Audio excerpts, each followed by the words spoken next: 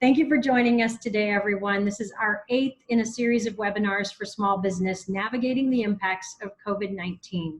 I'm Barbara Coffey, Director of Economic Initiatives for the City of Tucson.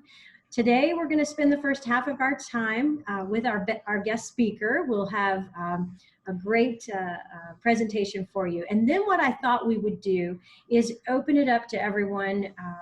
Those of you who are attending the webinar today that are already operating businesses in Tucson, we think we'd like to hear from you, what you're doing to prepare for reopening or what you have done to reopen. Just some good ideas for the second half of our time this afternoon. You could share your planning process, any new procedures or changes in the way you will do business as you open up.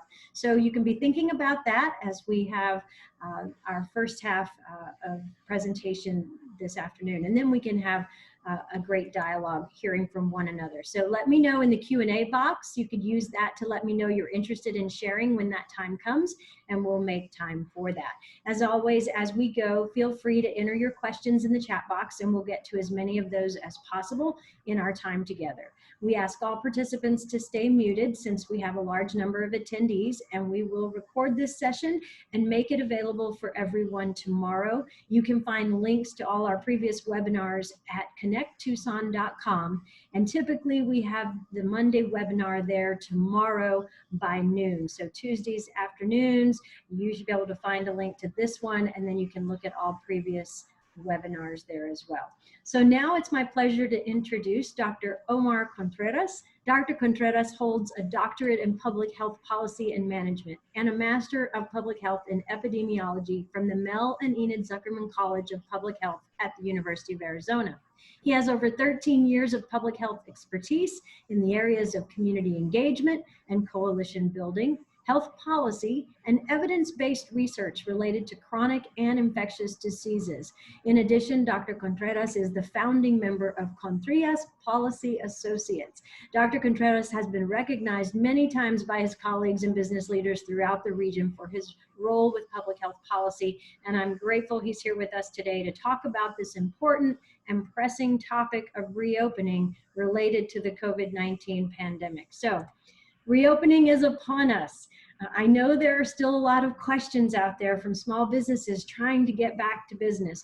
So let's talk about that. Maybe you can start by giving us a sense of what we're facing with the virus. What do we know about it now, 8 weeks into this pandemic? How is that informing how we go forward? And what should we be thinking about as we reopen for business? Dr. Contreras? Thank you very much, Barbara. It's truly a pleasure to be with you today, and thank you for the invitation. I will go ahead and share my screen so I could just share a couple of slides that I prepared to you. We will have some time at the end for some questions and answers, and hopefully some of the presentation today will help answer some of those questions, but if not, we can engage in a conversation throughout.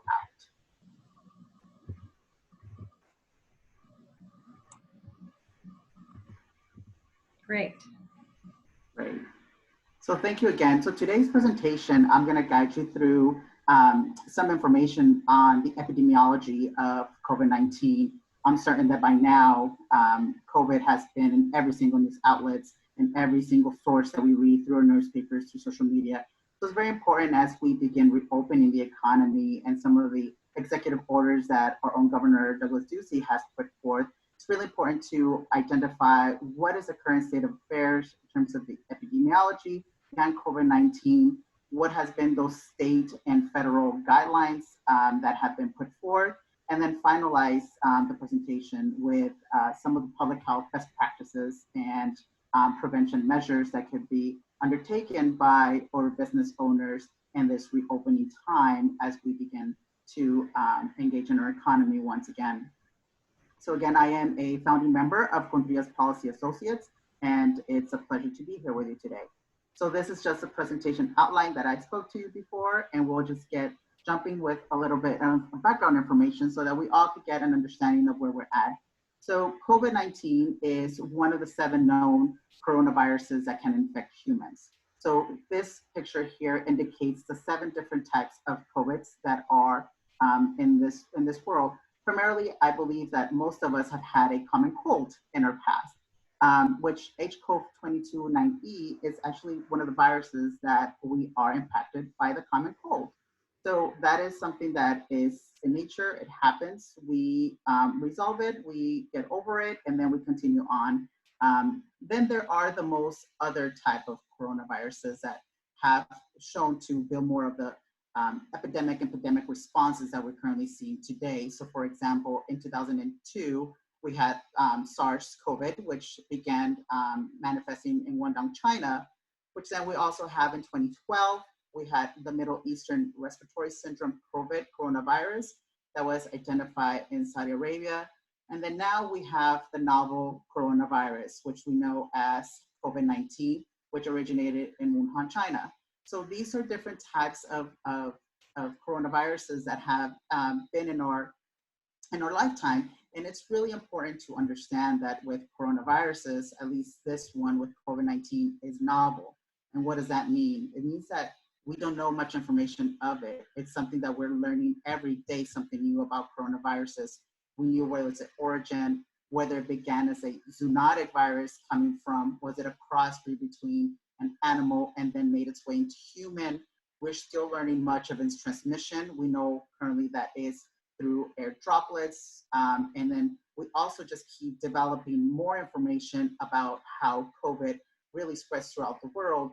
And we know that COVID is a unique virus in terms of how it got to a pandemic scale, given that it's very transmissible, it's a new virus, and it's very spreadable throughout populations. So it's very able to host in within humans. So this is what makes COVID-19 very, very alarming to public health communities and to the medical community as a whole. Some of the symptoms of COVID-19 include cough, shortness of breath, or difficulty breathing. We have fevers, chills, muscle pain. Oftentimes you get a sore throat. And newly developed is this new loss of taste or smell, which is a new symptom that was just alerted through peer-reviewed literature. Now, this list is not exhaustive, as we know that there's COVID-19 cases have been identified to be asymptomatic. Now, what does that mean? It really means that people or communities cannot show symptoms of COVID-19. So therefore, these practices that we have implemented of social distancing, or what I like to call it better as physical distancing, because there's still ways for you to be socially engaged, or why we need to still remain with those practices, given that we're not really we really don't know whether a person can be symptomatic or not. And I put the symptoms slide here because I think it is important that as our business leaders get ready to open, it is important to recognize what these symptoms could occur, not only for the customers, but also the employees that you employ within your businesses. It is important to implement certain regulations or policies within the workplace to recognize these type of symptoms. And we'll talk a little bit about what those may be. So furthermore, the epidemiology behind COVID-19, we know that coronavirus 2019, or what is COVID-19, is a respiratory disease that is caused by the SARS-2 coronavirus. It's the actual virus itself, it's its name, and it causes COVID-19 disease. The incubation period is about 2 to 14 days after exposure to the virus, meaning within these days, you could show symptoms, but you could still be infectious within these 2 to 4 days. So you may not show any symptoms until potentially maybe 11 days after, which is what the average symptomatic literature has shown to show, or literature has shown that about 11 days, that's when you start showing some symptoms. And so therefore, that's why when you hear about self-quarantine or isolation of 2 weeks, it's because 11 days or at least 14 days should be able for you to capture that, those symptoms. We also have a reproductive number, or also known as R0. That is just an epidemiology term that we use, and it's primarily just to tell us how infectious an agent is or a pathogen is. So we know that when the pandemic started in Wuhan, China, we knew that the research showed that the reproductive number, the R0, was around potentially 3.5, but through more literature as research has been occurring, we know that that R0 has actually increased to about 5.6 to 6.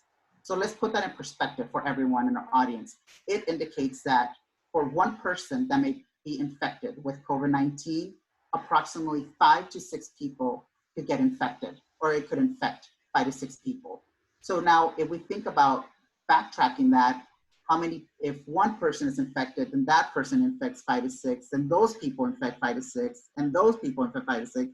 So now we're starting seeing how rapidly this disease it spreads throughout the world. So therefore, it's very critical that as research comes through and we implement some public health measures in order for us to better combat this disease. And it is more infection than the seasonal flu. And also to, with this flu is that there is a vaccine for the seasonal flu. There's currently no vaccine for COVID-19, which is also very important on why we must ensure that public health measures are undertaken, because there is no type of immunity through a vaccine that could help us with COVID-19. Although current vaccine clinical trials may be underway in order for us to help with the development of the vaccine. Its transmission, it's a virus that spreads from person to person, primarily between those who are close in contact with one another, about 6 feet. So you probably have heard of 6 feet distancing. That's primarily because once, if a person sneezes, an average says that that projection could go up to 6 feet. So therefore, that's where the 6 feet of social distancing comes from, is that the projection of your spit, your talk, can actually reach that much distance. So we really would like to take that into account. Through respiratory droplets, we know that this virus is infected through coughs, sneezes, or talks. There is some questions about whether COVID-19 is aerosolized or whether it's airborne. Currently, right now, that risk is very low. There hasn't been any research that indicates whether it's airborne, but continued research could help develop whether that is the case or not. But currently, right now, it's just through droplets. Of course, these droplets can land on mouths of noses of people who are nearby and possibly inhale into the lungs. Some recent studies show that COVID-19 may be spread by people who are not showing symptoms. Again, that asymptomatic aspect that I talked about earlier. And then also other studies have shown, and for example, in the New England Journal of Medicine, that COVID-19 can remain suspended in the air or in materials such as stainless steel, plastic, or cardboard. However, with that said, there hasn't been a full-on large-scale study to showcase whether there has been a true transmission from stainless steel, plastic, and cardboard to a human, or from air, or whether the virus has been suspended in air. So it's just research that's been going on, but there's no large-scale studies to showcase yet there has been a case of that type of transmission. So how does Arizona fare in terms of COVID-19 epidemiology? So to take it back a little, we currently in the United States are about 1.3 million cases of COVID-19 with approximately around 81,300 deaths. So that is very alarming to us. The United States now leads the world in terms of deaths and cases. And unfortunately, states have been really important in terms of implementing different measures on how to curtail the spread of the disease. In Arizona, as of this morning, the Arizona Department of Health Services stated that the total cases are around 11,380. There's been 542 deaths. The number of COVID-19 tests that have been performed are about 150,241. The number of new cases reported as of just today statewide is about 261 cases. The total percent of positive tests, this means of those who have taken the test, how many are actually been positive, so 7.7%. And then now you're starting to hear about antibodies or serology testing. And that is it's scaling up in terms of who's going to be getting the antibody test. And currently right now, about 3.3% of those that have taken the antibody test have shown some positive titer to COVID-19. However, that's equates to about 1,100 people in Arizona that have done the antibody test. But of course, the test is currently also being developed It's still pending approval from FDA. So we know that the potential antibody tests that are currently been implemented or through certain measures, I know the University of Arizona has done their own antibody testing. So there's different organizations, academic institutions, and potentially health systems that have put in place these antibody testing as measures for us to understand whether we have been, whether there's a detection of a coronavirus. And I say that with caution because it does not necessarily mean that it could identify COVID-19. It could also identify any type of the coronaviruses. So therefore, it's also really important to understand of the antibody test of what it's actually measuring. And please take that with caution once those results are interpreted.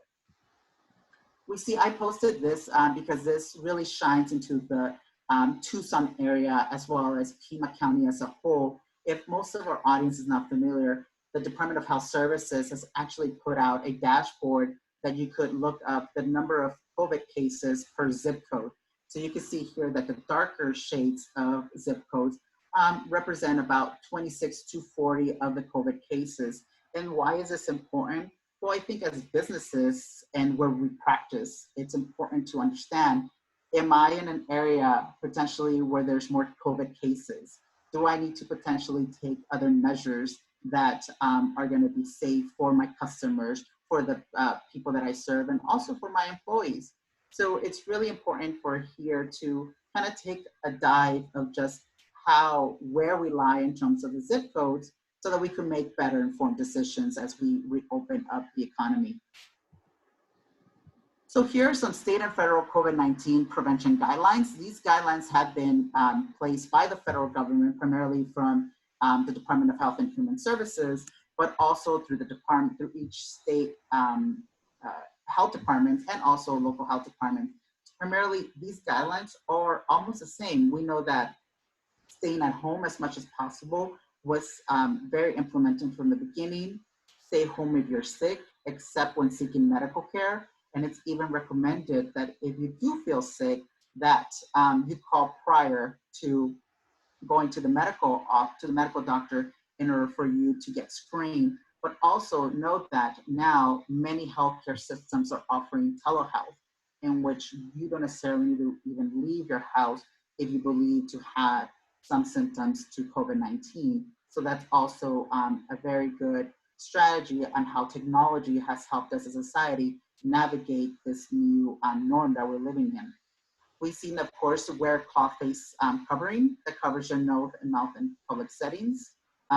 We know that there's been a shortage of the N95 respirators, but here we're really talking about just ensuring that you have some coverage that protects your nose and mouth, that could help you not only avoid transmitting the virus if in case one is infected, but also potentially cover you in the opposite way as well.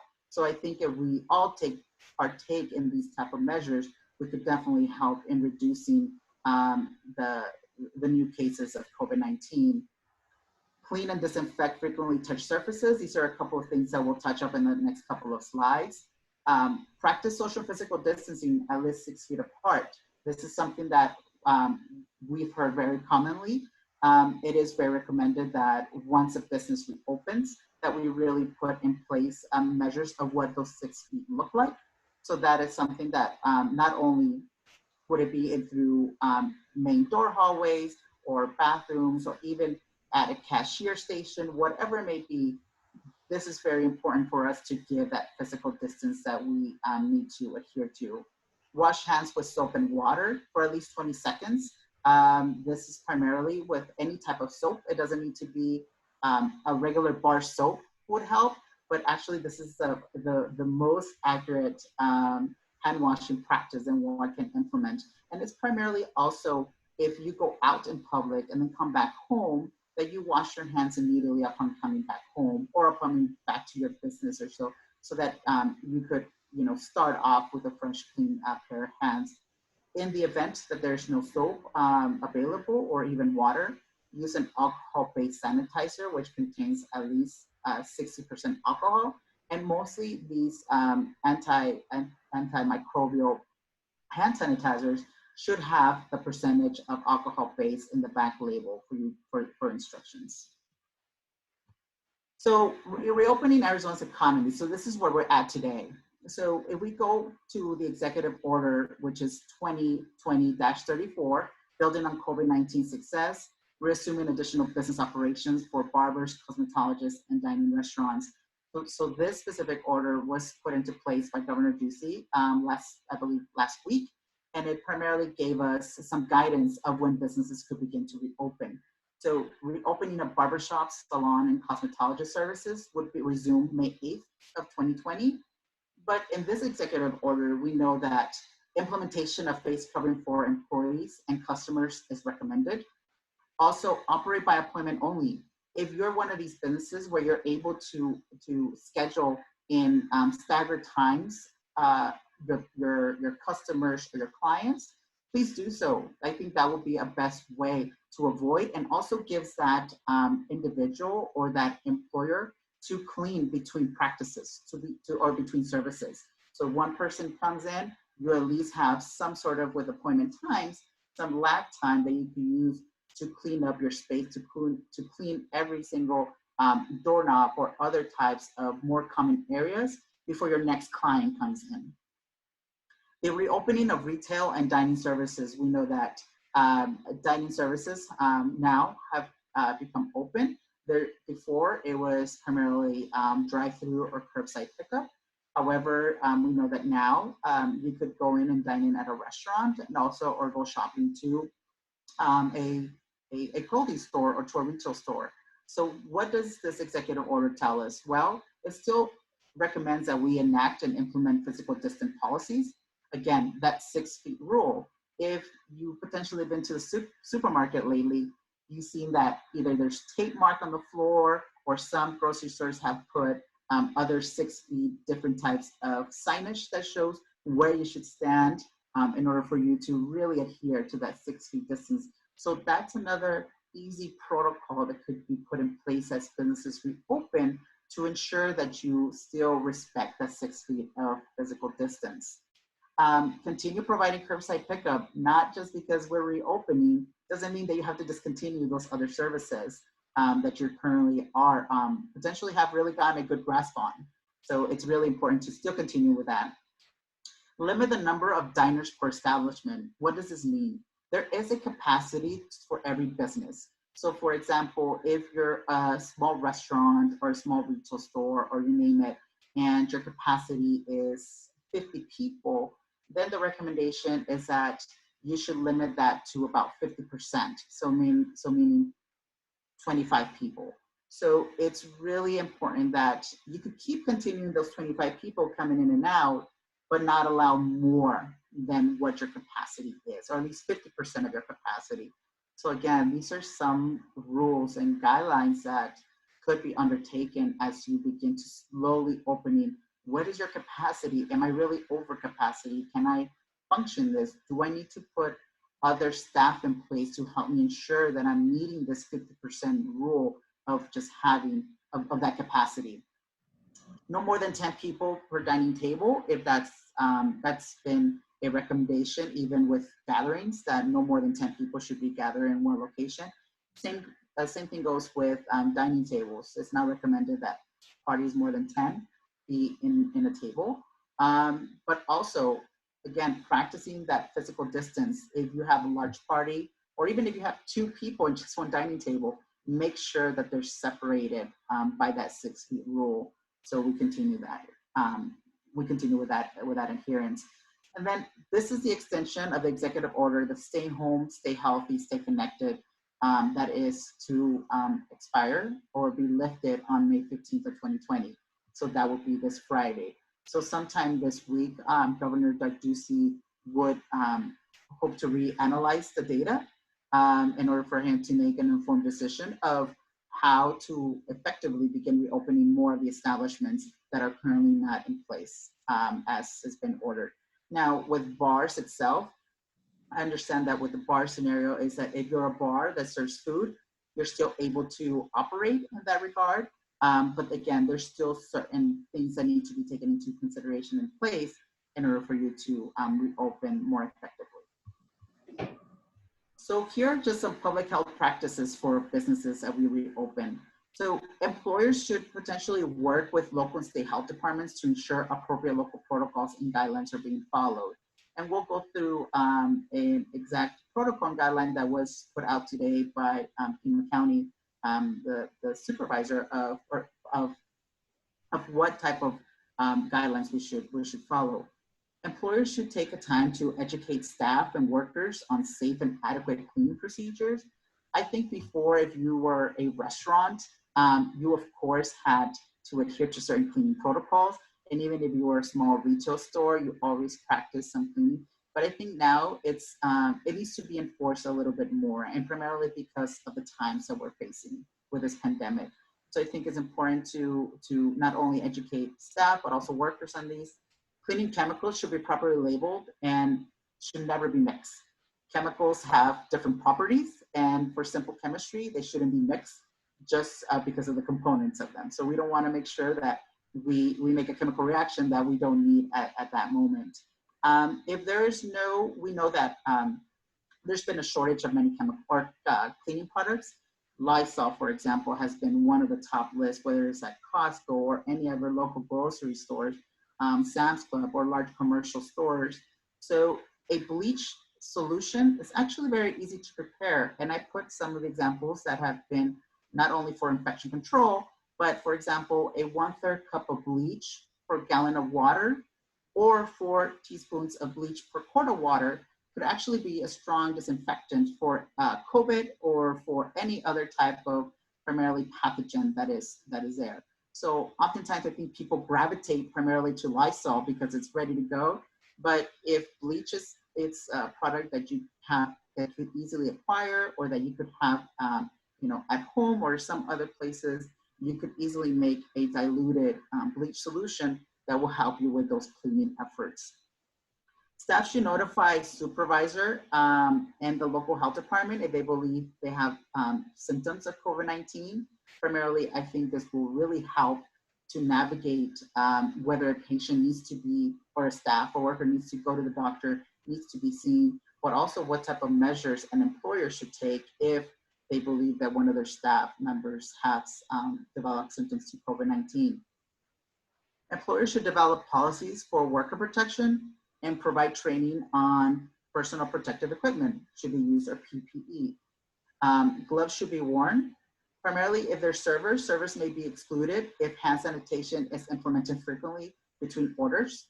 So I know that oftentimes servers can go in and out, in and out. So if you have a hand sanitizer in place, that is one of the guidelines that have been put out by CDC and also the state health department.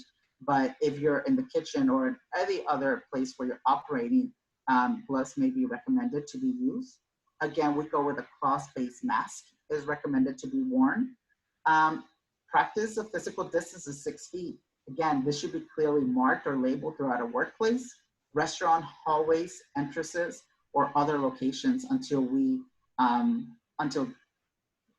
further notice, I should say, until we get a further guidance on how we should proceed with COVID-19.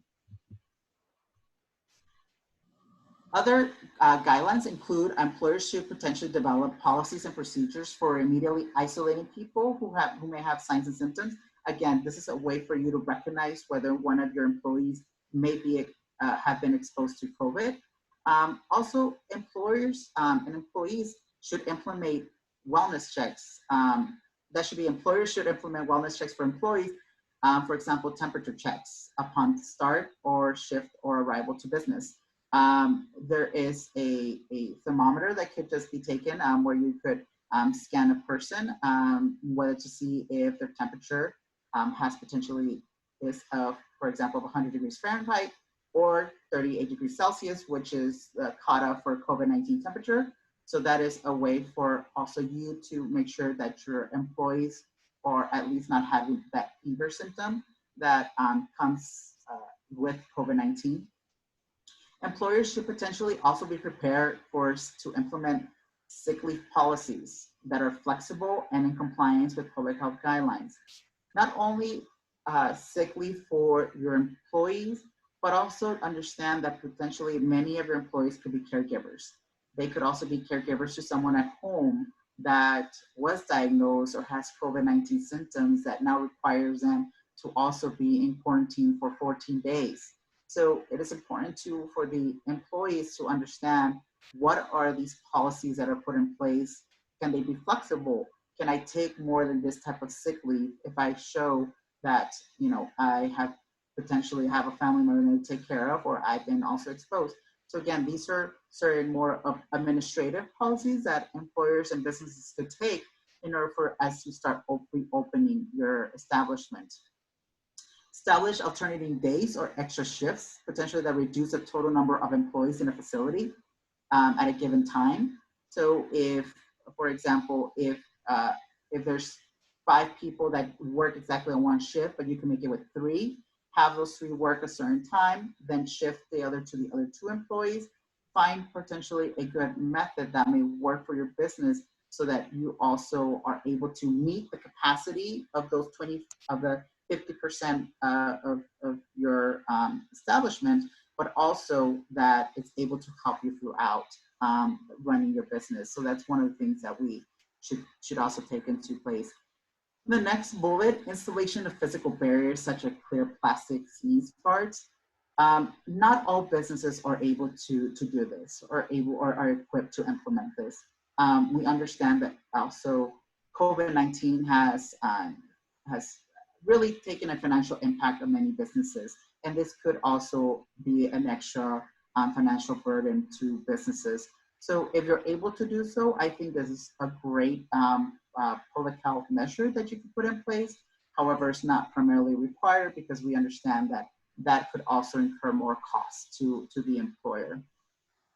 Post documentation on cleaning logs. This is one of the things as I think most of us have been into establishments. We see when the restroom was clean, when was the last time it was clean, also when certain knobs were clean. Now with COVID-19, we have to potentially implement other cleaning logs aside from the restroom of when certain doorknobs were clean, or when was the last time the counter was clean, the cashier register, the card meter, anything that anyone touches.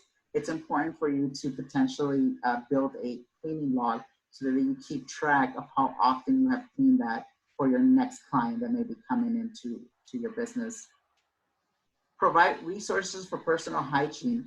I think this is very important. Again, as a business, potential business owners or those who already have reopening, make sure you have tissues, no touch trash cans, alcohol-based sanitizer, hand soap and disinfectants, and enforce hand washing. It's very important that you enforce hand washing, even including if you're on retail, or also if you are, more importantly, if you're a restaurant. It's very, very important that you wash your hands periodically as you're engaging with people throughout the day.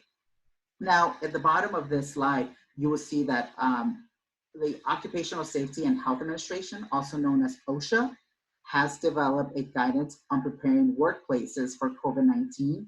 And you can see that there is his website below, but I also put it in my one of my last slides as an additional resource if this is going to be available for people to come back to, and they could look through. I'll make sure to make the PowerPoint available to Barbara on this so that they could link up those specific resources. Now, the last slide that I wanted to show you so we could get into the questions is this memorandum that Chuck Huckleberry, the county administrator, put out this on May 5th in regards to reopening the economy. And this is very important because if you're able to look at this document really details and outlines a very good method of how businesses should begin operating. And it highlights most of the different, most of all the prevention guidelines that I put in place into my PowerPoint of what to do, how to reopen, when is it safe, what type of cleaning protocols should be put in place. So again, if you could easily Google it and put in memorandum, and it'll tell you what steps should be taking place. I read it this morning, and it's very comprehensive. I think it's very easy to be understood by our entire audience. Here are additional resources that I put in place. ADHS, the Centers for Disease Control, has a specific website on coronaviruses. It's very important that if you have any more questions about symptoms or cleaning guidelines or protocols that should be taking place, the CDC is a robust resource that you could look at for various different topics regarding COVID-19. Occupational Safety and Health Administration, again, OSHA, this is a publication where you have all these different types of administrative procedures that you could follow to begin reopening that may be helpful for workplaces. The Pima County Health Department, you could always, given that is with the city of Tucson, we know that you fall under that jurisdiction, and these are also some more guidelines that you could find day to day as we find out more information on COVID-19.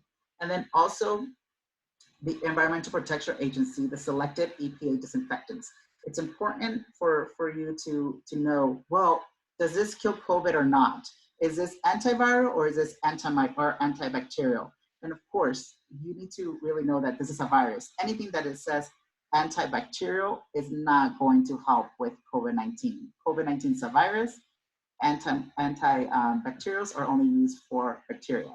So know that in mind. But primarily this, and I could show you after we go through finish the PowerPoint on what would be the easiest way for you to get to the list of registered disinfectants that could be used within your specific business as you open up. So with that, I will go ahead and take any questions. So thank you. Awesome. Fantastic. Thank you, Omar.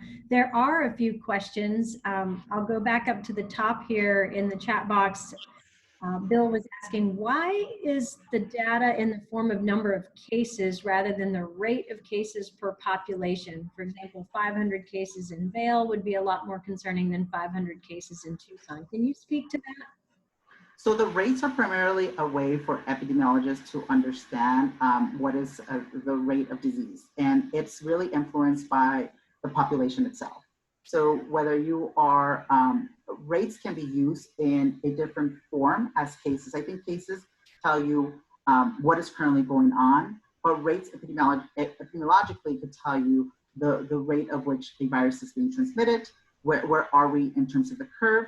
And as you saw in one of the slides, we know that in Arizona itself, we're not quite there yet in terms of what we call flattening the curve. We still see that we're still in that bell, kind of middle of that bell curve that showcases what where we should be at or where we're currently at.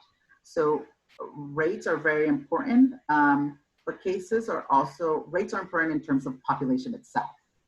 Counts or cases is what tells us what's going on a potential day-to-day basis, how many cases are in a specific zip code. So it's really important to distinguish between one or another. Great. So there are some questions about sanitizer. Eileen asks, is it safe and effective to make your own alcohol sanitizer? She asked maybe a mix of 91% alcohol and water. What's your response to that? There is, you could make, there is some that's actually a very good question. I think alcohol-based sanitizer is one that it's more readily to make as opposed to you mixing the other type of chemicals, disinfectants. So if it becomes about sanitizer, you could make your own sanitizing alcohol-based solution, just as long as you are careful with how you're handling the solution. And of course, also taking precautions of where you're handling the alcohol itself and some of the whatever else is being mixed with. But I know that there are some good tutorials on how to do that.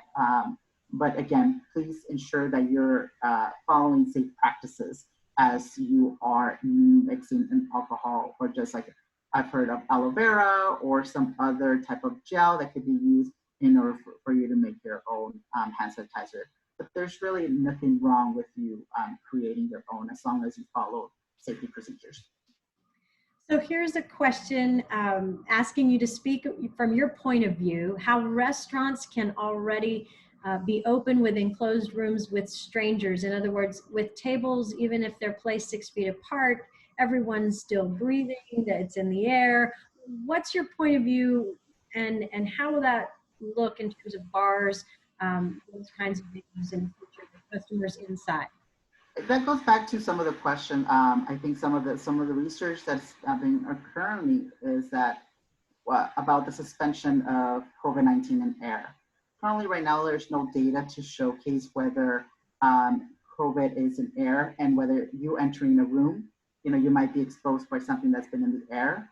There is research that shows that it may be, but there's no abundance of research that has shown a case from exposure from actual airborne COVID-19.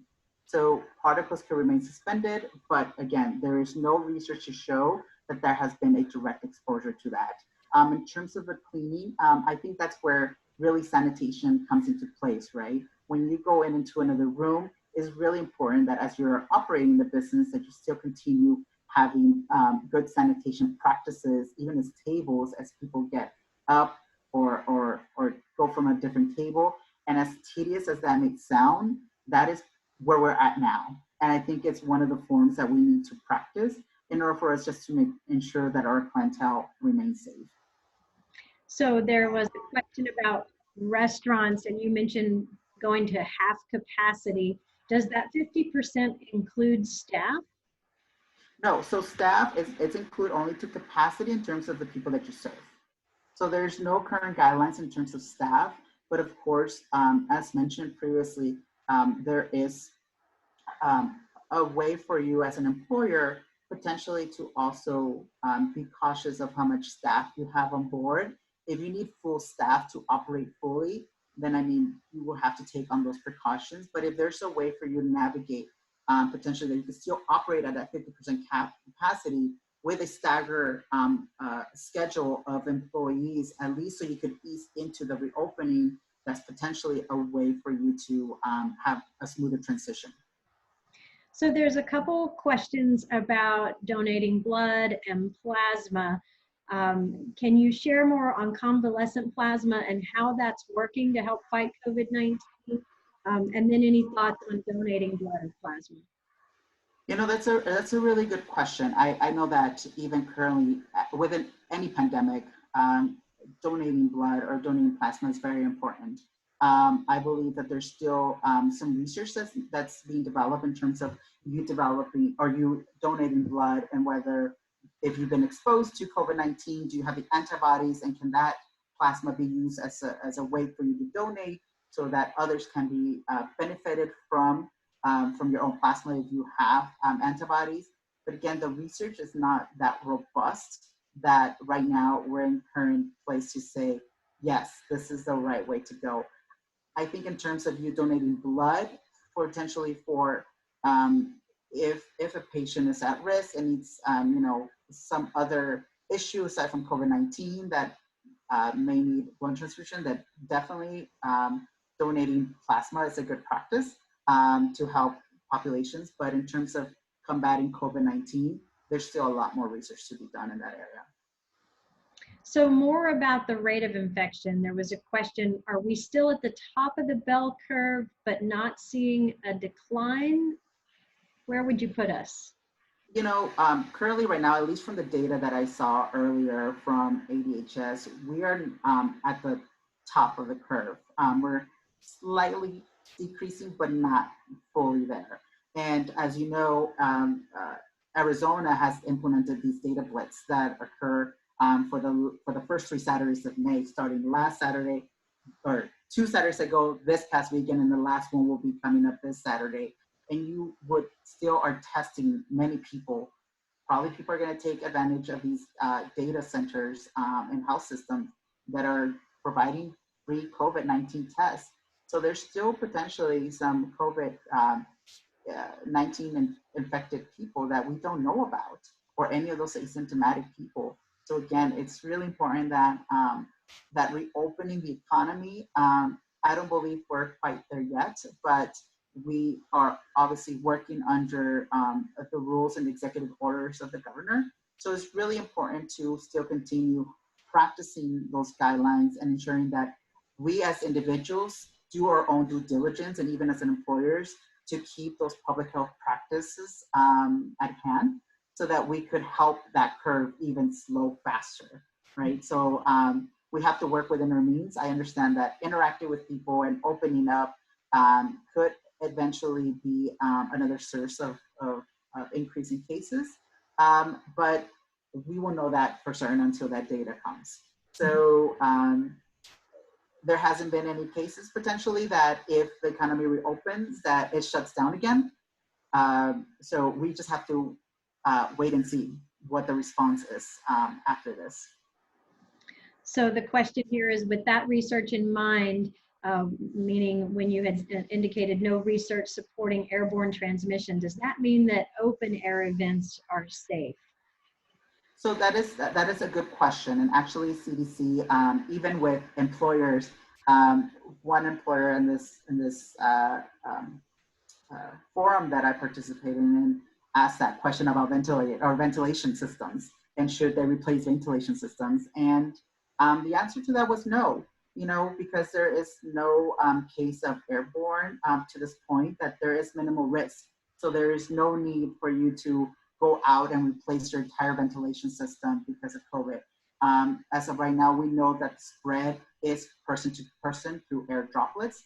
There is no research, again, that shows research shows that COVID-19 can remain suspended, but that there's no direct exposure or a case that has been studied that has been infected through that specific mechanism. So right now we know that it's from person to person and not through air. So I would say in terms of ventilation systems or anything for that, there's minimal risk for that. So a question from Christy: should employees preparing food wear face masks, especially line cooks working over hot grills? How do they go about protecting?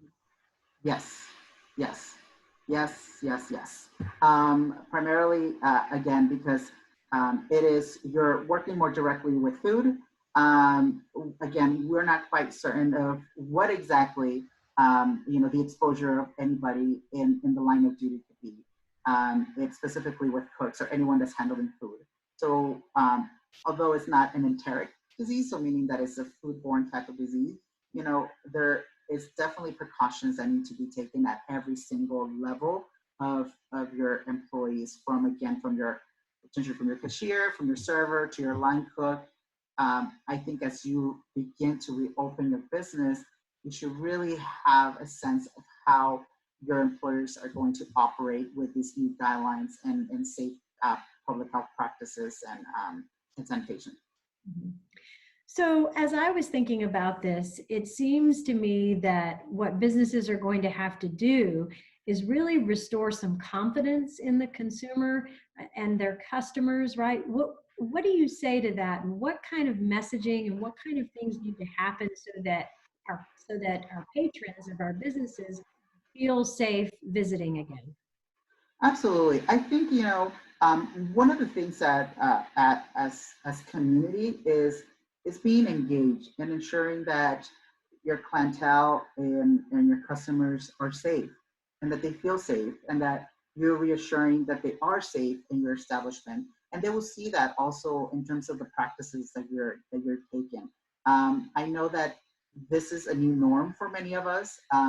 And I don't necessarily believe that we're quite there yet, where we're just going to be where we were in January, because it's definitely, we've been in this situation for at least 2-3 months. So it's going to take some time for us to navigate the process. But I think as employers and as just community, we have to make our best to know that we're in this together, and that by showing how you are ensuring their safety and by implementing practices, people will continue coming and they will know that they feel safe.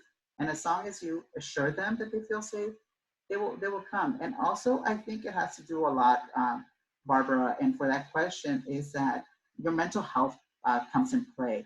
I think nowadays we are so bombarded with much information that comes to us that we don't really know what's right and what's not. And I think as we become more informed citizens, we're able to provide the best information possible. And also for the mental health of many people, perhaps going out to the restaurant is a way for them to say, I'm engaged again. I am able to get out of my house. I'm still able to eat. I'm able to have dinner at least with my family, you know, again, keeping it at 10. But, you know, it's a way for people to become, again, more socially engaged, because I think we still lost that aspect. Although it was physical distancing, we still lost that social aspect of it. So as a business, I think we're assuring that it's a sense of community will be definitely worthwhile and will help with reassuring and having a calmness to the people that you serve. Mm-hmm. So people are frustrated, right? We've had the stay-at-home orders for 8 weeks now, remaining in place. There's a question if when some are not showing any effects or symptoms, you know, why stay at home for all is the question. I don't know if there's a short answer for that, but if you can think of one.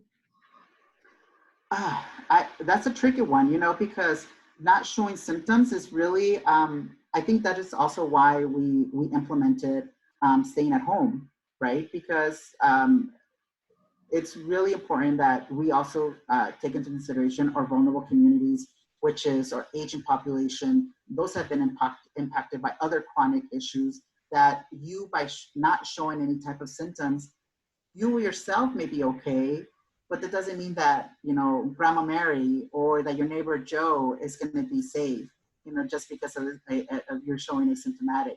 So again, it goes back to our own responsibility and due diligence to really respond to this also in a collective effort, not just individually, but really understanding what is in the best for the community. And if I may be a carrier that doesn't show symptoms, but I do have interactions with people who are vulnerable. So it's really important to take that in mind as you begin to having those thoughts about like, well, you know, I should probably go out, although I might be asymptomatic, but you know, it's not just about yourself. It's about everyone else. And I think we have to, all of us, take our own accountability of how to best help curb COVID-19. And I think that goes to Margie's question, if no spread through the air, how is that different from scenarios we see on the news about sitting by people and being infected? Again, we've talked about the masks, the coverings, just the preventative measures we can take. I think anything to add to that?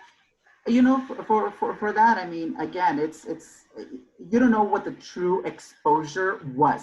You know, whether if you say, well, we've seen people that may have gotten exposed sitting next to each other. Yeah, that might be it, but there might be other, what we call in epidemiology called fomites, you know, that are vehicles for the transmission of the virus, right? Or any type of pathogen. So a doorknob, a handle, a armrest of a bench, you know, there are all these different scenarios that COVID-19 could be alive just for, you know, even if it's a couple minutes, you don't know.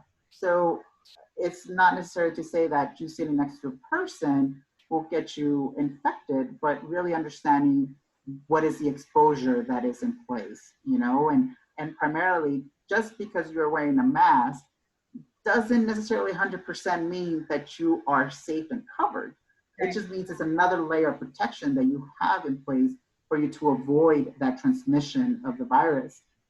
So it really is just, again, really practicing social or the physical distancing with a face covering, you know, so that way you have an extra protective layer that you're putting forth. Right. All right. So we're going to start rapid fire now so that we can make the most of our few minutes. But that brings us to the idea of touchless payment. How important is that for our businesses? Absolutely. I think, you know, with touchless payment, that's very savvy. I mean, some businesses have, for example, Apple Pay, where you could have just your phone and you're able to pay that way, where you necessarily need to touch any type of screen. That is something that is worth exploring. Oftentimes, also cash could be a way for you to avoid that that kind of exposure. Definitely anything that minimizes touch. You know, then we definitely would like to avoid that. But in the event that you don't have that, you know, again, practicing sanitation. So making sure, for example, I was doing takeout in one restaurant just recently, and what they did is that after each person paid, while we were practicing physical distance, I had to put in my card. But before that, they make sure they clean the machine, make sure that they clean it with alcohol-based wipes. They also make sure that any type of pen that I use was from already sanitized bundle. And then the one that I touch, I put it on another bundle. So it's really good practice that I was like, wow, this is actually helping me out because I really don't know who touched the pen before me, but it seems that they're really implementing that hygiene protocol and wiping with some alcohol base so that it minimizes the exposure. So question about planning events for the fall, is that realistic or not? I think for the time being, there's nothing to say don't plan for, for events in the fall. However, it is really important to note that there is a second wave. There will be a second wave coming, and that will likely come in the fall. So this is actually not a nice introduction, but it was an introduction to how we need to handle, once COVID may hit again. And understand that in the fall, we're not only just going to be battling with COVID, but we're also going to be battling with influenza. So it's now two respiratory viruses that are going to be hand in hand. We kind of got the tail end of influenza, but now know that going into the fall, we're going to be dealing with two viruses and not just one. So again, food for thought of how you plan your events into the future, and really understanding what are the best practices that I've learned and implemented thus far so that I could be best equipped, to once the fall season comes. So we could be using these practices for a while. Correct. What are your thoughts on opening dance, yoga, martial arts studios, those kinds of places? At this point, according to the governor, that falls under kind of the gym or exercise type of umbrella. So right now they're not opening, primarily again, because that is a more high frequency people of coming in and out of dance studios, gyms, yoga studios. So it's very important that hopefully within this week, we'll hear more from the governor and see what he says. But as of now, no type of exercise establishment has been recommended to open as of with this executive order. So perhaps within the next week or so, we will further know about that. Okay. What about, there is a question here, thoughts on contact tracing and isolating, how that can be implemented in Pima County? So contact tracing, there's actually a really good training. It's through ASTO, and I could send it over to you, Barbara, so you could put it on the chat. But it's a good way for you to get trained on actually tracking, and it's like an hour training. It doesn't take that long, and you're able to learn again the basics of COVID-19, how to do the tracking for example, Pima County would like to do it. So it's really a simple and fast way for you to get trained, and it gives you a nice certificate on that, and it equips you to do that. So I'll go ahead and send that over to you for sure, but it's definitely a training. I'm not sure if you have access to everyone that attended, but we could go ahead and do that. They can certainly look at our website for that as a follow-up. And any good trainings that you do recommend, you could share if there are trainings for small business on dealing with the COVID-19 responses. How does time factor into the rate of spread? Is there a certain amount of time that increases a person's risk? The incubation period, it is from 2 to 14 days. In terms of the exposure itself, again, we don't really know about the exposure. We know that once you've been exposed and are infected, it could take up those 2 to 14 days for you to manifest any symptoms, if at all.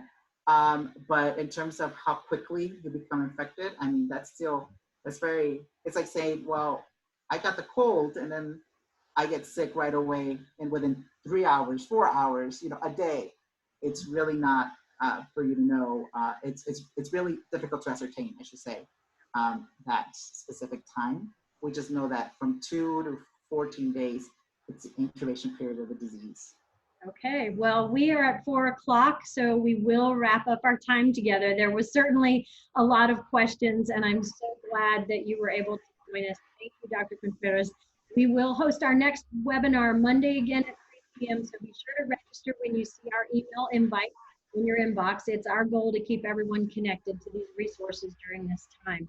And you can always reach out directly to me or our City of Tucson Economic Initiative Small Business Hotline is 520-837-4100. And then you can go to connecttucson.com for updates and subscribe to our newsletter. So with that, I think I will close our time together. Again, thank you very much, and feel free to peruse the chat box here real quickly for any follow-up comments that you may have. And again, I think that last piece was, should those events in the fall be planned? Everyone's trying to figure out that answer, but I know it's a tough one. Yeah. And just to share it also, just finally with I know I have, but if you Google EPA disinfectants, and there it should be like the third one that comes down. Make sure it's from the Environmental Protection Agency. There is a list of all the disinfectants that could be used for COVID-19. It should say SARS-2 COVID, and you could download that list through PDF or Excel. So make sure just Google EPA COVID-19 disinfectants, and it should come out. Good, great. All right. Thank you very much. Thank you so much for attending today. Right.